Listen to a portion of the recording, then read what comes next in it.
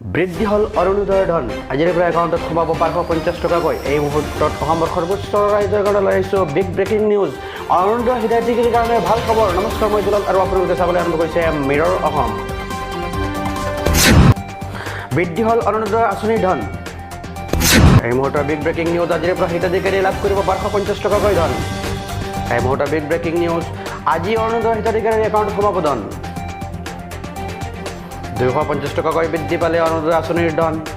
এই মুহূৰ্তৰ big breaking news 250 টকাকৈ প্ৰতিজন হিতাধিকাৰীক বিদ্যুতৰ বিল দিব চৰকাৰে পূৰ্বৰ 1000 টকাৰ বিপৰীতে প্ৰতিগৰাকী হিতাধিকাৰীয়ে লাভ কৰিব 1250 টকাকৈ এই মুহূৰ্তৰ বিগ ব্ৰেকিং নিউজ বিজ্ঞাপন দি কথা প্ৰকাশ কৰিলে অসম চৰকাৰে এয়া হৈছে বিজ্ঞাপন অসম চৰকাৰৰ ফালৰ পৰা দিয়া বিজ্ঞাপন হৈছে অৰুণোদয় টুইট